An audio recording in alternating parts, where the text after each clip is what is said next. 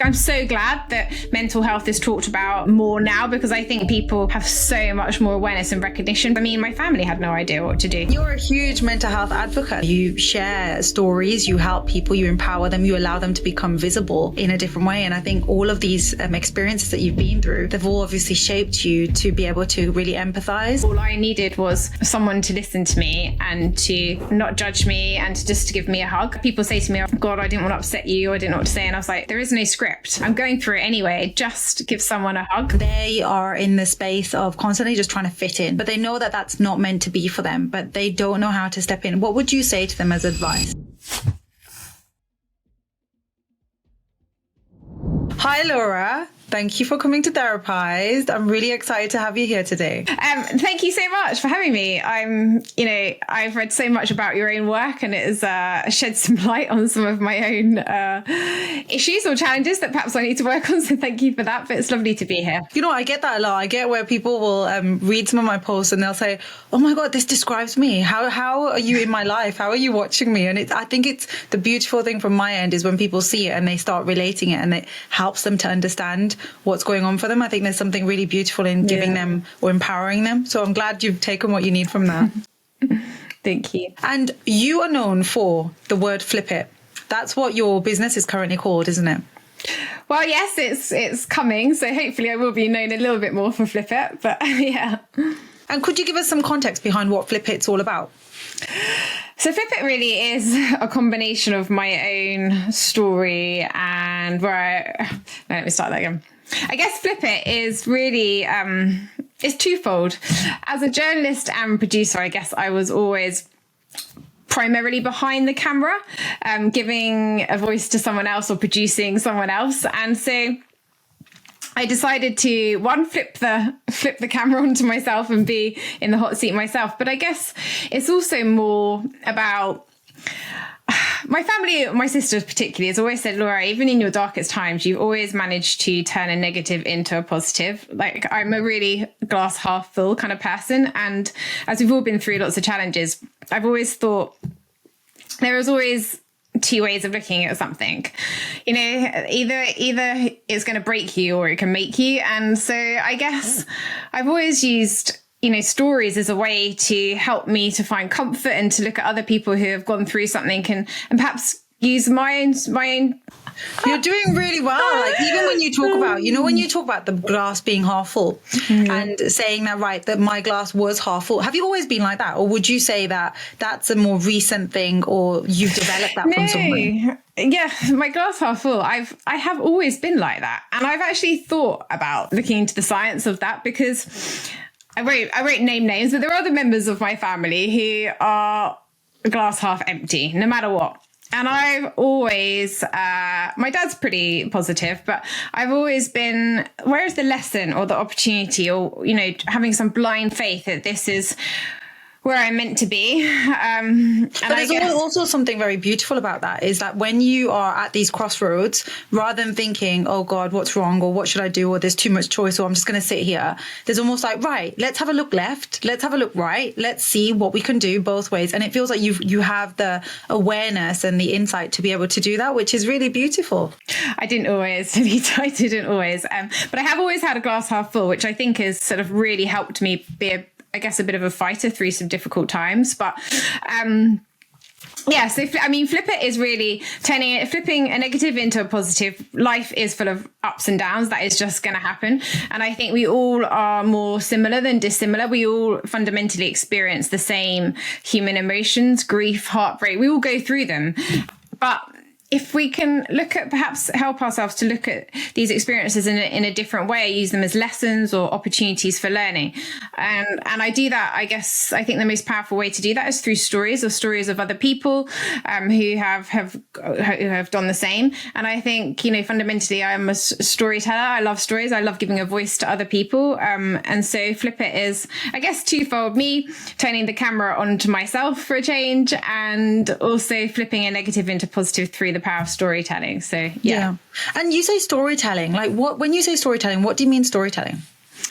Storytelling, it's funny actually. I interviewed the chief storyteller of Microsoft a while back, and Steve was the first person who was given a job title in a big company as storyteller. And I often still talk about this, and people are like, well, what do you mean by a storyteller? And I guess, there are people who say a journalist is not a storyteller. They're very much more factual. And I, as a journalist, my job is to present the facts, but I'm also creating a story that is going to be engaging and win the hearts and minds of someone. When I was given a story, I would then think, okay, who is the best character to tell this story? Who's the audience? And this story might be, I might be writing a story for the 6 o'clock news, but then that story also then has to engage a listener on Radio 1, and the audience are completely different.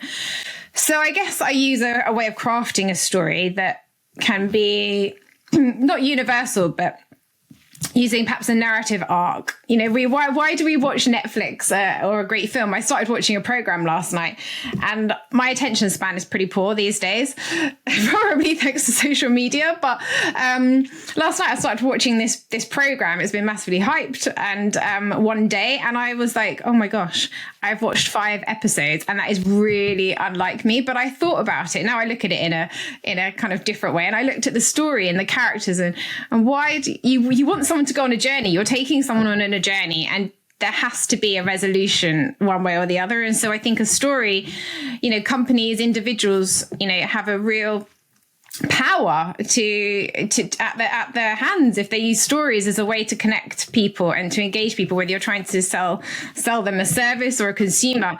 People find stories a much more authentic way of connecting. But individually, I think, everyone says, I do fundamentally believe we all have a story, but I also believe that we have multiple stories. My story 3 years ago was very different to what it is today. My story even last month was very different because of the people or the characters that have come into my life and gone out of my life, and the stories that I've shared. We're all very different each day. And I also suppose it depends on what version you are at the time, because I think as we grow and as we experience, like you said, we can take learnings from these experiences, and that helps us to shape us into a different version. And when you look back at yourself 3 years ago, you're like, what? Oh, that's a different story of who I was. And if this version of me was back there, things would have been a little bit different because I'm a different version. And it's like you said, it's capturing people's hearts essentially in this is what's happened, or this is what's happened, or this is what's happened. So people really connect with it, and it's the emotional connection that people get from listening to a story.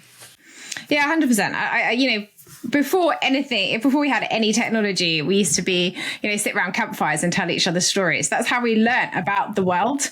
And, I still would love to sit around a campfire and tell a story, but we're all experiencing stories every day, whether we read something, whether we're listening to something. We all are selling stories, even in a conversation. I had a conversation at the supermarket with someone the other day. She told me a story, and I thought about it, several days later.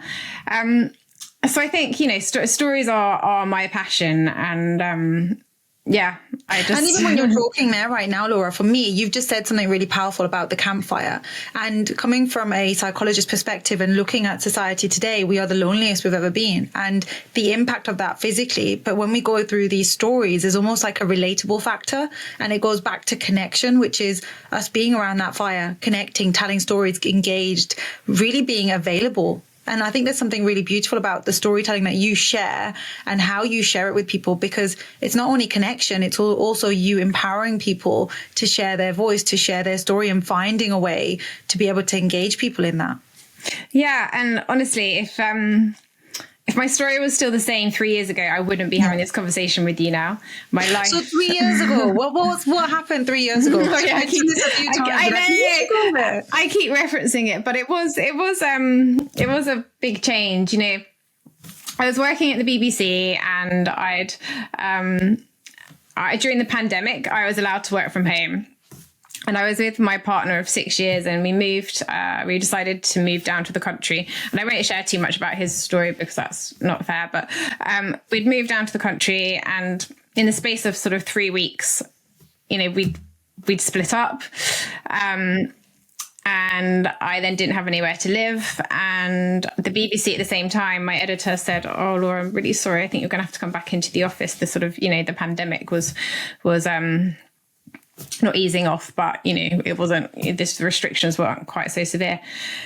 And I just couldn't make a decision. I was literally, I've never experienced heartbreak. Like maybe I'd never experienced heartbreak before. I did not know my heart could actually feel like it was broken. I couldn't breathe at night sometimes. And so I was in no state to decide whether to go back to London. I didn't want to go back to London. I'm a real country person, and I loved being down here, but I also had no one here. I just didn't know anybody, and I was sort of living out of a bag in my car, listening to loads of different podcasts and walking on the beaches and listening to a lot of Eckhart Tolle of how to stay present in the moment.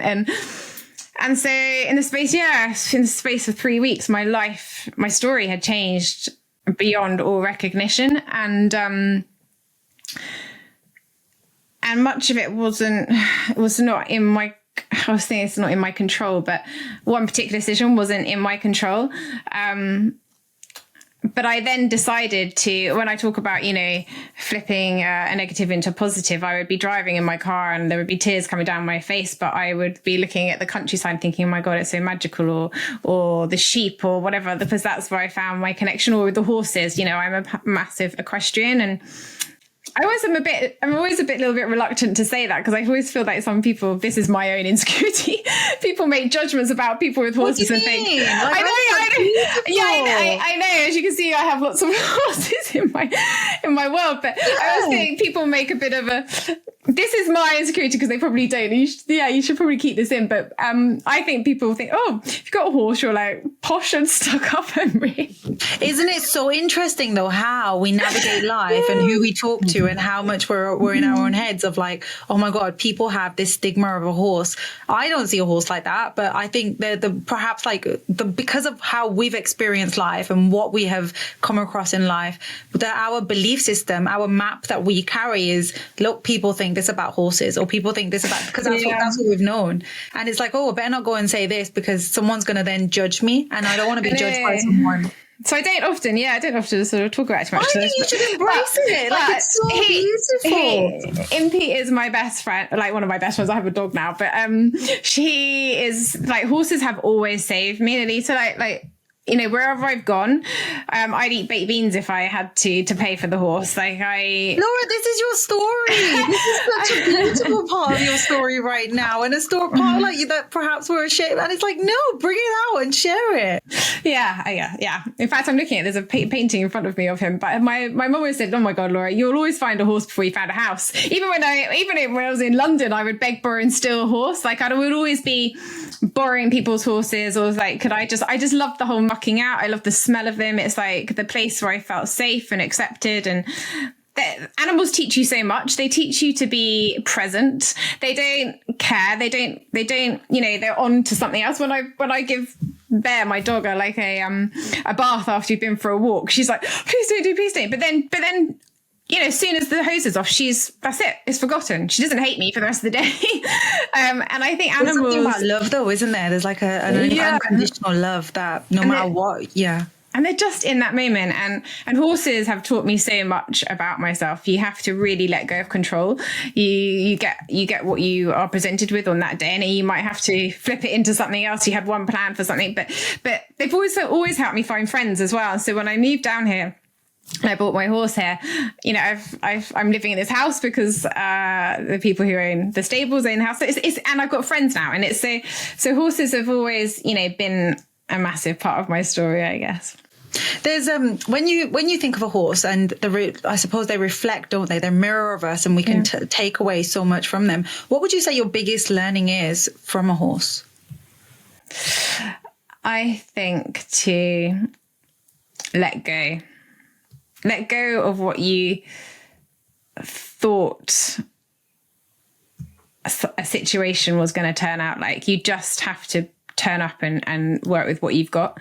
And, you know, I suppose I'm not I do compete, but I'm not by no means that great. But sometimes, you know, you have a plan of what you're going to do in your head, and it just doesn't happen because you've got two living things working together. And you know, I have to be, anticipate maybe he's not feeling 100% today, or I'm not. And I think I think energy. I think actually that's probably one of the biggest things. He can pick up on my energy so much. And so even my instructor would say, what Laura have I got today? And if she knows that if something's in my mind or I'm distracted, that I might not be that confident, you know, in my riding, or and she has a great way of knowing which one have I got. And I can tell you that honestly, the difference when I go in there with a positive like mindset of, you know, we're going to do this, then he picks up on that. And so I think energy is it's a really big thing even between humans. I think you can I really sense an energy even through a text message or someone's voice. And isn't it so interesting how sensitive you are as a person, and how when you're connecting with people, even just animals respond back to your sensitivity. As humans, we all have our own shields, we all have our own defenses, and sometimes you can feel things with humans, but with the response that we're getting back can make us doubt ourselves, because we're saying something, we're feeling something, but we don't know where they are at in their awareness. So I wonder if you've always been a very sensitive person. Oh my goodness, can't believe you asked me that question. It's because throughout my life, I've always had people say, you're so sensitive, Laura. In fact, my dad used to say, you're too sensitive. You're too sensitive. And I found this graphic once. I sent it to him. Hopefully you'll let me say it, but it said, maybe I'm not too sensitive. Maybe you're just a dickhead. And you can edit it. And I sent it to him. I think you need to send me that. I could send that to a few people. It was so good. And I just thought, like, I used to think it was such a bad thing. I used to think, oh my gosh, like, you know, I really think too much, which, yeah, I do think, but I'm too sensitive. I need to like be a bit tougher, like not let everything get to me. But I actually have learned, and I actually think it's one of the most beautiful things possibly. I was going to say about me, but I see it in other people. I love people who feel and are vulnerable and don't just talk about the weather, but are actually willing to let me see a little bit of a side of them that they wouldn't normally. And so I don't think vulnerability as well, isn't it? Yeah, and I can't be any different. I don't have to be any different. I just do. I am a sensitive person. I'm Pisces. I don't know. I'm not really massive into star signs, but I think that is one of the traits. But yeah, I am a pretty sensitive person. I love that you're owning it right now, because for years and years, like people will like start try and suppress this part of them, thinking I can't show that side because people have told me I'm too sensitive, and we don't want that rejection from other people. So what do? We just keep it down, and then we suppress the parts of us that are who we are. And this is where the high functioning side can come in, where we present as like, yeah, I'm like this, but actually behind the scenes, we might be more sensitive. There's things going on for us, but we're so afraid to show that side. And it feels like you're really stepping in. And I wonder if like Flip It has also been a big part of that journey, because you're being visible with your message. And how interesting, isn't it? It's like flip it into, I'm going to allow myself to be my sensitive self, and that's okay. It feels like there's so much with the energy of that. Yeah, you're really insightful. Yeah. Flip It. Well, the reason why it's been in fruition for about 2 years is because I have not wanted to put myself on social media or anything. Well, probably because I'm still full of a little bit of judgment, and it's also social media. I mean, I do it for other people. I produce a podcast for someone else, and I guess it's also, you know, fear of rejection, all these things that I have now learned. It's about high functioning anxiety, which we'll talk about. But we'll talk about on your podcast. So everyone listening, tune into Laura's podcast. Yeah, but it's I guess, yeah, it's putting yourself out there, isn't it? And when you put yourself out there, but I actually have done it. I actually did it. And I thought, if you do this, Laura, you have to let go of the outcome. And I have. And I guess I hope I guess, you know, it's inspired by my journal entries. I probably should have said that so much. I love writing. Writing is my thing. Numbers are not my thing, but words are my thing. And I've always had a journal on the go. I have, you know, tons of them. And whenever other people shared words and things on social media, actually, you say that we're more alone, and we are in many ways more alone. But actually, those words that other people shared really helped me. And so I thought, well, I've got umpteen amounts of journals here. Why, you know, they're all about human conditions or experiences I've gone through. So the podcast and Flip It is really about my journal entries, and that's what inspired it, really. Yeah, I think that when you're just like sitting down, journaling, reflecting, you've really allowed yourself to sit in with, okay, where am I at? And I think the thing that happened 3 years ago, like you said, that real physical pain that you felt and the choices that came up with that, but you've always had that mentality of, okay, how can I help myself, or what can I do? And I'm sure it's not that easy and that simple. And there must have been loads of different stories within that, but it feels like all of that has become part of your passion and your drive to why you want to do this now, but also helping other people to share their story. Yeah. And I mean, when I talk about 3 years ago, I mean, some people would say, in many ways, it was, you know, everyone goes through a heartbreak. I was lucky. I wasn't married. I didn't have children. You know, I didn't have to live on the streets. I was in a bag, living out of a bag for a while. But, you know, there are other things in my life that have probably been much bigger. Well, there's one particular event that was much bigger. But I think, you know, whatever's happened, I've always found a way to, I guess I've used what's happened to me as motivation to maybe do better, do more, but that's possibly sometimes been detrimental to myself too. Yeah, because that's again part of the high functioning is sometimes we want to avoid the emotion and we go to next thing to try and make it go away. But then eventually we're going to end up stopping and we have to face this thing that we're trying to run away from. And often this thing is just something that we've shut down from a young age, like guilt or shame or doubt or something, a fear of some sort. And once we face it, and I tend to relate that to like a shadow part of us. It's like when we're walking, the sun's shining on us and then we can see our shadow on the floor. And sometimes we don't always acknowledge it, but it's there. And I see that as like, that's what's going on subconsciously for us. There's things happening. And until we don't face them, we can't integrate that into our life to be able to move on to the next sort of stage in life.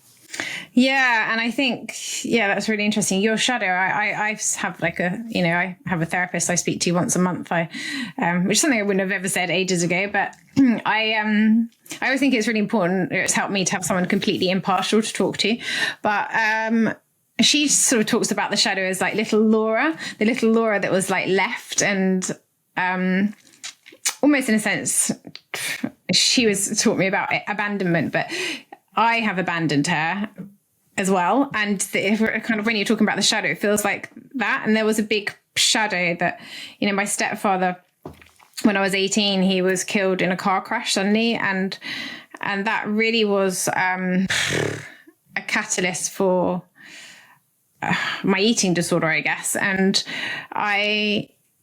it was that shadow, like it continued for decades because I didn't even know how to process grief. I didn't even know what grief was. And there was so much guilt wrapped around it. But if that shadow is still there, you can never move on. And can you see, like you've just said, all of these different things that are going on, we don't know how to deal with it. So that we find other coping strategies. And you've mentioned there about an eating disorder. Are you okay to elaborate a little bit more on that? Yeah, like, gosh, you know, it was almost 20 odd years ago that Michael died. And, you know, I always, when I say his name, sometimes I never know if I'm going to cry or not, but today it feels okay. But other days, you know, it doesn't. But he's probably been one of the biggest influences in my entire life and continues to today. But, you know, when he died, it was so sudden and I had so many things I wanted to say to him. And there's something about death which I'm exploring on the podcast because it's been such a big part of my journey, I guess, in that unprocessed grief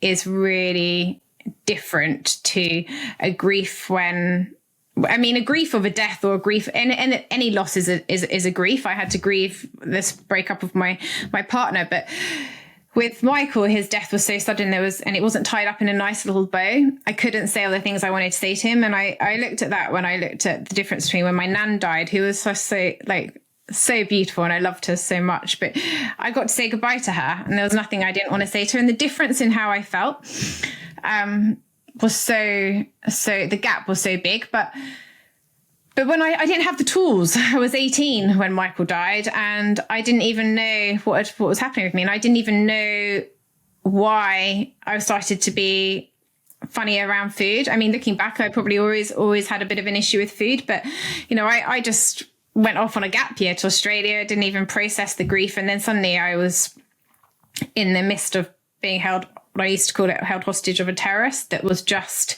took over my body and my mind. And I mean, no one even talked about eating disorders then. It wasn't, I think Facebook had only just arrived. Goes to show how old I am, but no one knew what to do. My family had no idea what to do. They just were like seeing me just like become a monster.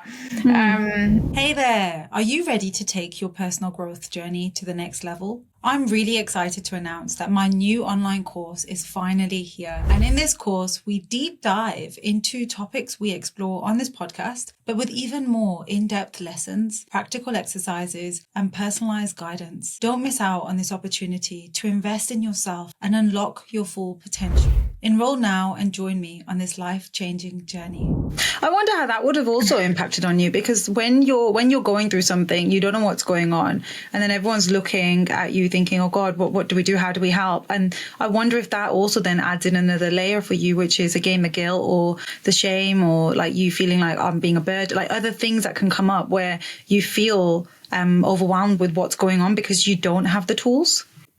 Yeah, I mean, at the time, I just had no idea. I was on another plane. So it's only later when you start to realize that, yeah, you know, this is an issue, and then you're getting help for it. And I went into treatment in the States. You know, I was there for 6 months, and I was very lucky to go to a place that pretty much saved my life. But at the time when, you know, people were saying, you know, you've got an eating disorder, I was full of anger. And I think the anger was around grief and rage. And I was also, you know, struggling with some relationships within my family as well. And so I guess I'm so glad that mental health is talked about more now, because I think people have so much more awareness and recognition. Parents, carers. I mean, my family had no idea what to do.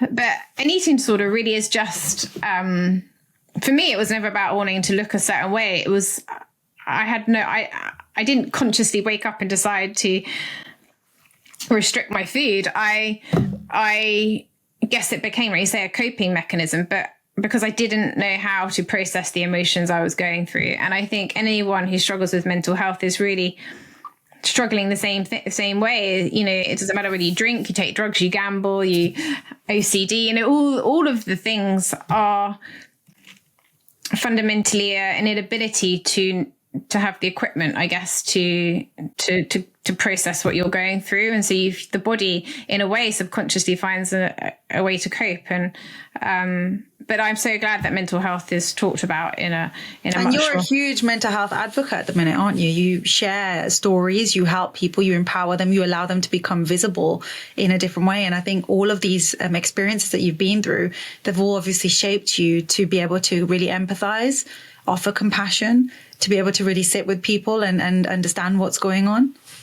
Yeah, there was a time where I never shared my story. I was because I was still so shameful of it, and but there's also a time where it becomes like, you know, an elephant in the room, and I think that actually the BBC was the first place that I guess actually really helped me to be open about it. And there was an editor who is a really great guy, and he had suffered from depression, and he'd been to the States and was on sort of as a comment looking at how workplaces are more open about mental health. And he came back and said, I think we need to do something here at the BBC, and asked me if I would share my story as part of a campaign. And it kind of came out around the Heads Together campaign that the Royals did. And so we called it Open Up, and open up more. And he asked me, and I thought, oh, God, no, I don't want to share my story. And then I thought, oh, Laura, everyone here knows it. They're all so supportive. And so I decided to do it. I was one of 6. It was an internal campaign. You know, we had you know, someone who'd been in Afghanistan who had PTSD, and someone who had OCD. And it was a really powerful campaign that actually I think still runs today. But I shared my story, and after that, it kind of was a little bit, I guess I was so fearful. 1, that it would jeopardize my career. 2, that putting yourself out there just feels so like raw. It's like I was naked, but I had so much, positive response from people who had even personally emailed me and said, thank you so much for sharing your story. It's really helped me to maybe go to my manager and share what I'm going through. And so it was kind of cathartic for me, but also there is a power in giving actually makes you feel good. And it's a lovely cycle. And I think stories, stories are kind of a free gift we can all offer each other. And so I did then go on and share my story a lot more, and especially around, the narrative in workplaces and how, the idea that having a tick box of, putting on yoga or nice things like that is going to help is fundamentally flawed to me. And I think places are changing a lot more, because really all I needed was someone to listen to me and to not judge me and just to give me a hug. And I always think, but I had people say to me, oh God, I didn't want to upset you, or I didn't know what to say. And I was like, look, there is no script. I'm going through it anyway. Just give someone a hug. Just acknowledge it, or just say, hey, how are you doing? And put your arm around them and say, how are you doing? And that goes a long way. And maybe I've used that in my journalistic way of like trying to enable people maybe to feel a little safer with me to share their story. And I think that's really powerful as a human way of connecting, is just to be attentive. Like sometimes we can be talking to people and we're out for dinner and we've got our phones out and we're doing this and we're doing this, and are we really there? So when people want to share something and it's a big deal for them, if you're there like talking on your phone, your attention isn't there with the person. And again, we feel like, oh, I don't want to be a burden, or I don't want to talk. We've got all these little thoughts floating around that then just stop us from speaking out. But when you do share your story with someone who really hears you, it's life-changing. And that's why I think therapy is so powerful, because you have that space to be able to, it's safe, it's non-judgmental. And I know you shared that you're in therapy. I'm also in therapy, and I don't feel like there's anything wrong with it, because people think there's something wrong if you're going to therapy. And it's like, no, it's a place to have that non-biased view of someone who will be able to guide you through your patterns. And we're never going to be this like perfect person. We're always going to be going through things, and things come up and it's like, right, what's going on here? I'm not really sure about this. And it's like, right, I can discuss this in my space to be able to understand what's going on. Then that helps you to navigate moving forwards. Yeah, I've often thought I couldn't be a therapist. The amount of stories you must hear that you can't share. I mean, you must, yeah. I mean, it must but be it's beautiful. I think it's beautiful just being able to honor someone's space and letting them come in and allowing them to be. And sometimes you see it when clients first come in, they're not looking at you there, that you can see how fearful and how scary it is for them. And when they start talking and you start noticing and you see them blossoming, like each session, and you keep seeing them grow and grow with confidence, and they come in, they're like, right, this is where I need to go and this is what I need to do. And I think there's something really, really powerful with watching them blossom, and to share that back with them and say, I'm noticing that you're changing in how you once were when you first came into therapy to where you are now, because you're with yourself every day. So you don't always know how you're changing and how you're evolving. So when you hear that back from someone, it's a really powerful thing to hear. Yeah, it's like a butterfly. I guess you see a butterfly emerge, and it's so funny when you say that. It's like, when you were little and you hadn't seen a family member for ages, and they were like, "Oh gosh, you've grown, haven't you?" And you're like, "Have I?" Like, you don't notice it when you see yourself, but when there's an absence, you then notice, don't you? Yeah. And you said, I wanted to share as well, when you were talking about stories and sharing stories and just allowing someone, it's like there's a light, isn't there? There's a famous quote of, if you are just kind, I've really murdered this, but if you're kind, you just light someone else's candle and they can light theirs, and it becomes a ripple effect. So when you're doing that, that's all we're doing. We're just lighting up the world. So when we find our light, let's share it with someone else. Let's let them ignite theirs, and then they share it with someone else. And that's how we can work as a society if we choose to. But if we don't learn to understand what's going on within us, or we don't find the right spaces to talk and to speak out what's going on, and we sit in that shame of, I'm bad, no one's going to help me, or there's something wrong with me, we're never going to reach out to get that support that can change our lives. Yeah, and I think, stories are really powerful across different cultures, because when you share a story from someone else of a different culture, you create a kind of empathy and compassion, because you understand them from their perspective. And I always think travel is a great vehicle to do that. And I love traveling for that reason. I ended up on a flight from New York last year, and I spent the entire time, actually. In fact, it was a funny story because I had changed seats. I wanted to sit on the aisle, and I'd asked permission for that from the air hostess. But then when the person came to sit next to me, he was like, "Oh, this is my seat," and I said, "Oh." So we had a little bit of a conflict, and anyway, we worked it out, and he sat there, and I thought, oh, I didn't want this to be, an uncomfortable journey. So I kind of reached out to him and just said, where have you been? Have you had a nice time? And your kind of conversation. That conversation then ended up being, we talked the entire flight. He was a Jewish guy. His story was amazing, actually. He was there helping kids, vulnerable kids in the Jewish community. It was amazing. It was amazing. And I just thought that wouldn't have happened if it took probably me to reach out, but then him to engage in it. And we shared stories, and it was just a really wonderful. I never spoke to him again, but I still remember him, and I learned so much about his culture, and a whole different culture that I didn't really know about before. And Can you see, you had a choice in that one moment. You could have turned around and been like, you know what, this is awkward. I'm going to sit in this awkwardness, and I'm not going to say anything. But you also had like, okay, let me just reach out and let me just see if this guy wants to talk or not. And by doing that, look what came about that. And it's sometimes making that one choice to be able to move. And I wonder if that's the way you've always been, is looking for these sort of opportunities, like you said, with the glass half full, looking at it like, okay, what is this, or how can I work through this? Yeah. Sometimes I don't want to talk either. I'm not a huge chatter at times. He might have been like, oh, I just really want to talk. I just want to like get my head down. But he did. So that was a really great gift he gave me. But I think, kind of before Flip It, obviously my sort of website is called Away with Words. And I called it that because so many people say, "Oh, you got away with words." I had two fully grown, pretty old men in the space of 3 months.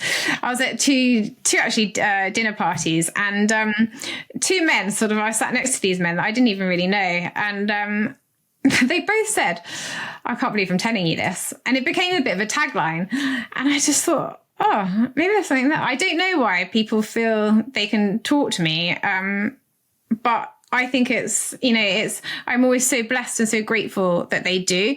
And it feels a bit sort of like, blowing my trumpet, and I'm not at all, because, there's so many things I'm not very good at. And if there's one thing I'm good at, maybe it's like allowing people to have a voice and to feel safe enough to talk to me. And that is, I feel so grateful that people do.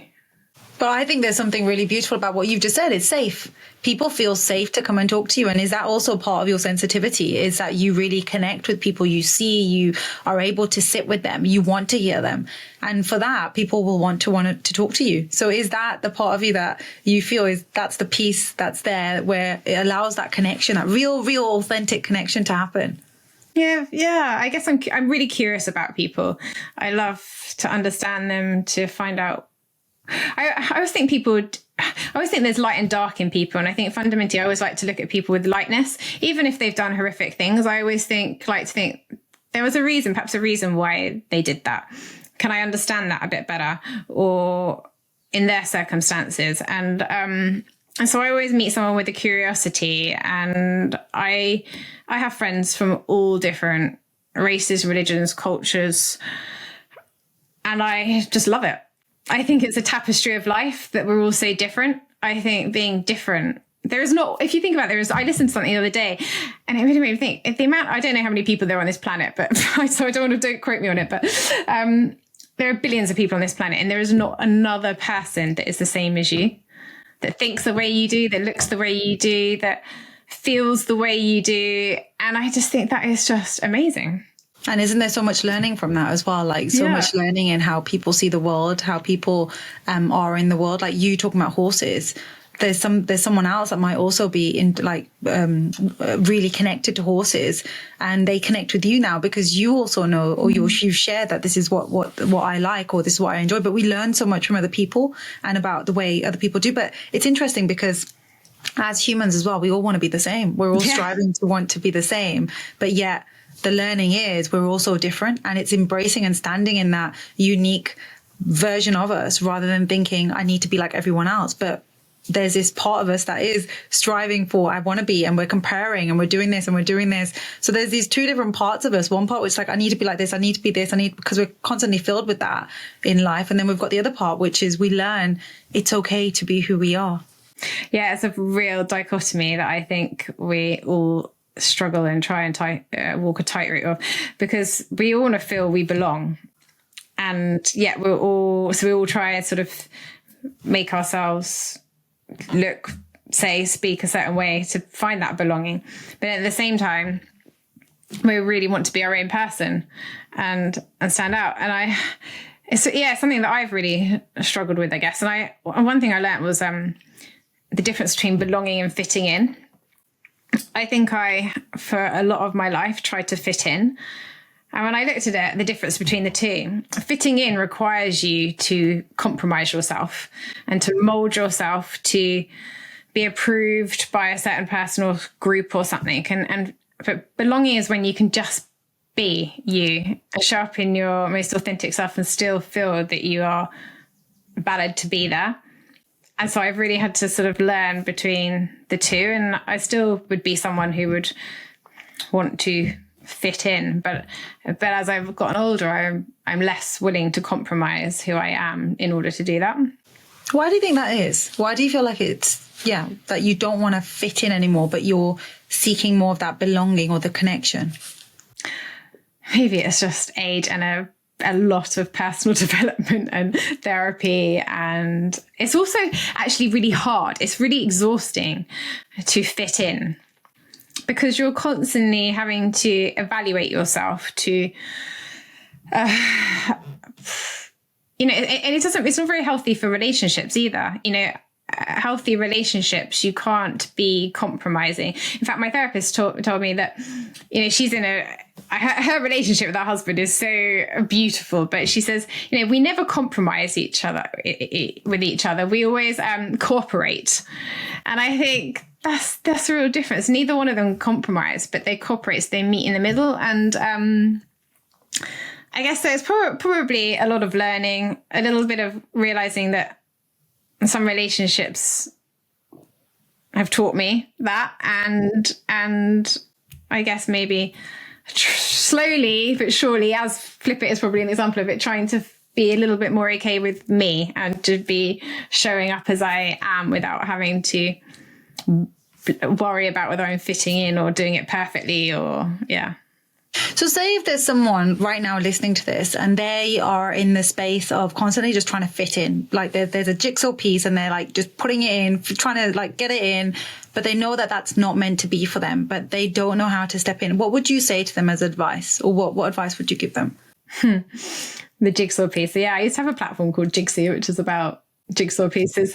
Yeah, it was an art-based platform where everyone had understanding your piece in the puzzle. People could feel like their piece, they could share their story in a way and fit in into one creative. That is so creative. I love that. Yeah, I stopped it, but lots of people sent me their artworks, which was, I said that your piece in the puzzle, and it agrees to create one big puzzle.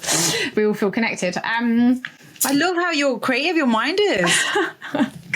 Thank you. I would say your piece of puzzle is perfectly imperfect. It is something to shine, to hold, to think as if it's your little superpower that, wow, this is me. No one else has got this piece of the puzzle. It's like your gold, your magic treasure, and to own it and to let it shine and to know that there is a place for that piece of puzzle. It will fit somewhere. It will belong somewhere.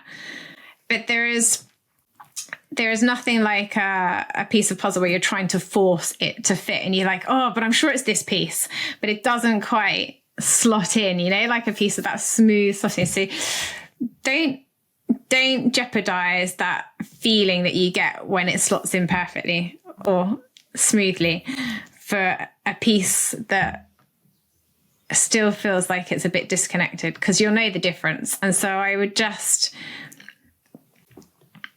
I wasn't going to say be kind to yourself, because people always say that, and I think it's just like, I always think it's a bit of bullshit. Like, what does that mean? But like, have a little bit of, if you're struggling, just know that there is a place where you'll feel totally okay to belong. It might not be, it might not be where you are now. It might not be where you are next year, but there is a place where, and there are people who will make you feel, and you'll feel when you're with them, that you totally belong with your piece of the puzzle.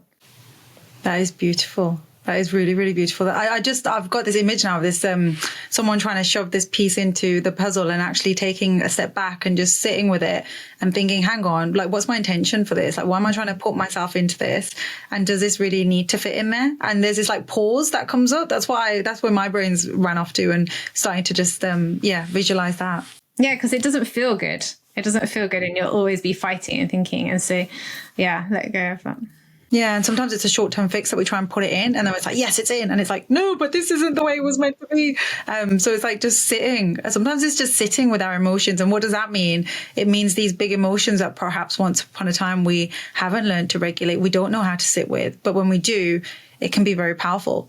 And I've got one more question to ask you, which is around the glass being half full. And if someone is struggling to see the glass being half full, what advice would you give them?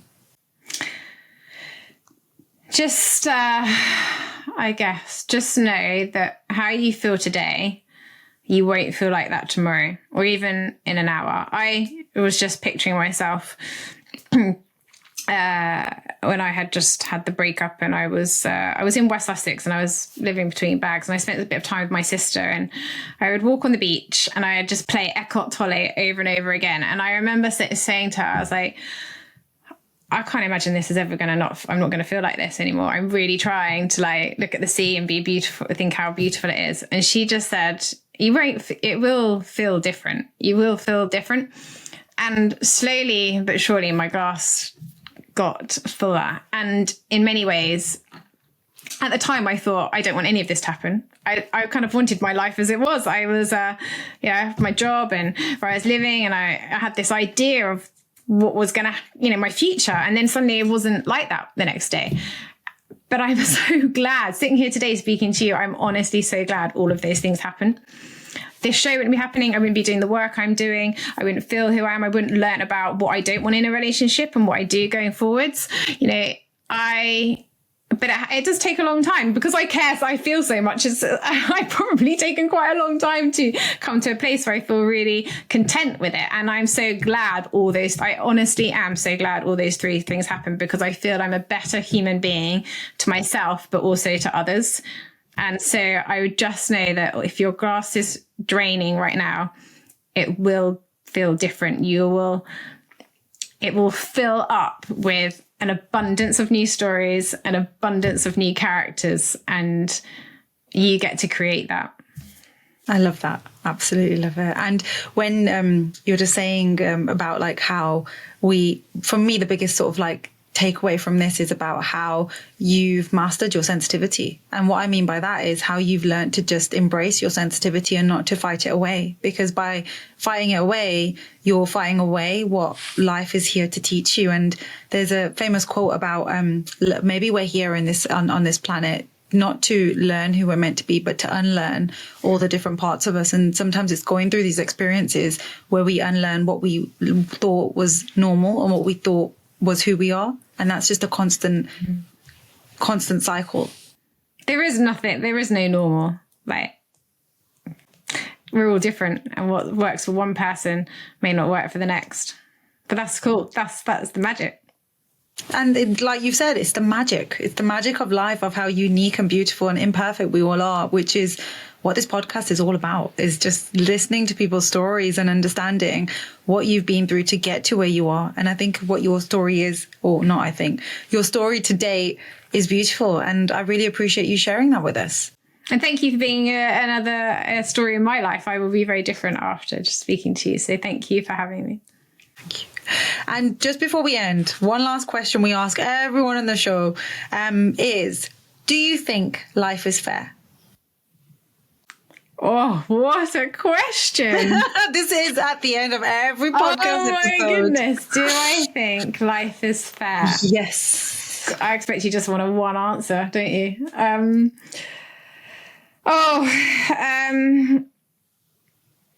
actually am going to say I don't know. I'm not sure I know that answer, because I was going to say for some people life feels very, very unfair right now.